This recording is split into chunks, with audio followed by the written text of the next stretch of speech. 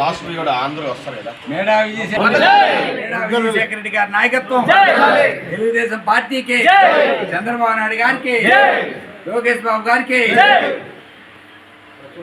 చంద్రబాబు గారి నాయకత్వం, నారా లోకేష్ బాబు గారి నాయకత్వం, తెలుగుదేశం పార్టీ నాయకత్వం, సైకిల్ గుర్తుకే,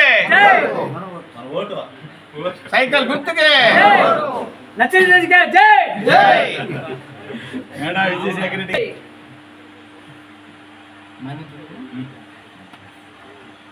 రాష్ట్ర రాజకీయాల్లో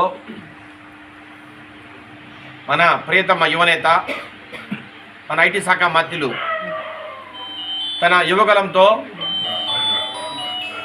రాష్ట్రంలో ఒక తుఫాను సృష్టించి 175కు గాను 164 సీట్లలో కూటమి ప్రభుత్వాన్ని జైకేతను ఎగరవేసి కూటమి ప్రభుత్వం ఏర్పాటు చేయడానికి ముఖ్య భూమిక పోషించిన, యువతలో ఒక ఉత్సాహాన్ని రేకెత్తించి రాష్ట్ర స్థాయిలో తెలుగుదేశం పార్టీని ఉరకలెత్తించిన, ప్రజలలో యువతలో ఒక నమ్మకాన్ని కలగజేసిన మాన్య శ్రీ నారా లోకేష్ బాబు గారి ఆధ్వర్యంలో, ఆయన సారథ్యంలో రాబోయే రోజుల్లో ఆంధ్రప్రదేశ్ మరింత అభివృద్ధి పయంలో నడుస్తుందని అందరం కూడా ఆశిస్తూ, ఆకాంక్షిస్తూ, నారా లోకేష్ బాబు గారి సారథ్యం వచ్చే 25 ఏళ్ల పాటు ఈ రాష్ట్రానికి అవసరమని ఆ రకంగా ప్రజలందరూ కోరుకుంటున్నందువల్ల, మరి ముఖ్యంగా యువత అందరూ కూడా నారా లోకేష్ బాబు గారి సారథ్యంలో, ఆయన నాయకత్వంలో పనిచేయాలని ఊవిలుడుతున్న సందర్భంలో ప్రతి ఒక్కరూ కూడా ఈరోజు రాజంపేట నియోజకవర్గం, నందులూరు మండలం, కోనాపురం గ్రామం నుంచి ఈరోజు స్వచ్ఛందంగా, ఎవరి ప్రమేయం లేకుండా, ఎవరి ఫోర్స్ లేకుండా, ఎవరి ప్రతీకార చర్యలు లేకుండా పూర్తిగా మనస్సాక్షిగా స్వయంగా వారే వచ్చి ఈరోజు నారా లోకేష్ బాబు గారి నాయకత్వాన్ని బలపరుస్తూ ఈరోజు తెలుగుదేశం పార్టీలో పసుపు జెండా కప్పుకున్నారు. ఇది నిజంగా సంతోషించదగ్గ విషయం. ఒక మంచి సూచిక గుర్తిది, శుభ సూచిక.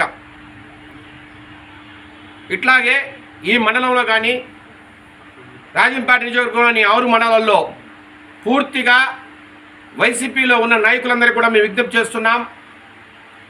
వైసీపీలో ఉండడం వల్ల పెద్దగా ఈ రాష్ట్రానికి కానీ రాజంపేట కానీ ఎటువంటి ఉపయోగము లేదు. ఈ రాష్ట్రాన్ని ధ్వంసం చేయడంలో వైఎస్ జగన్మోహన్ రెడ్డి ముఖ్య భూమిక పోషిస్తే, ఈ రాష్ట్రాన్ని అభివృద్ధి పయంలో నిలబెట్టడంలో నారా లోకేష్ బాబు ముఖ్య భూమిక పోషిస్తున్నారు. ఆయన సారథ్యంలో ఈ రాష్ట్రం మరింత ముందుకు పోతుంది, ప్రజలకు మరింత మేలు జరుగుతుంది. సంక్షేమ పథకాలతో పాటు అభివృద్ధి పథకాలను కూడా, అభివృద్ధిని కూడా ముందుకు తీసుకెళ్లాలా, ఈ రాష్ట్రాన్ని సువర్ణమయం చేయాలా. 2047 నాటికి ఈ రాష్ట్రం ఈ దేశంలోనే అగ్రగామిగా నిలవాలనే ఒక కృత నిశ్చయంతో ఈరోజు నారా లోకేష్ బాబు గారు పనిచేస్తున్నారు. ఆయన సారథ్యంలో ఈ రాజంపేటలో కూడా పసుపు జెండా ఎగరేస్తామని, రాబోయే రోజుల్లో పసుపు ముగింపుగా మారుస్తామని, రాజంపేటను ఒక రోల్ మోడల్గా తెలుగుదేశం పార్టీకి అట్లాగే అభివృద్ధి కూడా ఒక రోల్ మోడల్గా తీర్చిదిద్దడానికి మా శక్తివంచన లేకుండా కృషి చేస్తామని కూడా నాయకత్వం అంతా కూడా మేము ప్రతినబూడుతున్నాం. ఈ ప్రతినబూడడంతో పాటు ఆ రకంగా పనిచేయడానికి యువతను కూడా మేము సమాయత్తం చేస్తున్నాం. దాంట్లో భాగంగానే ఈరోజు కోనాపురాన్ని క్లీన్ చేశాం.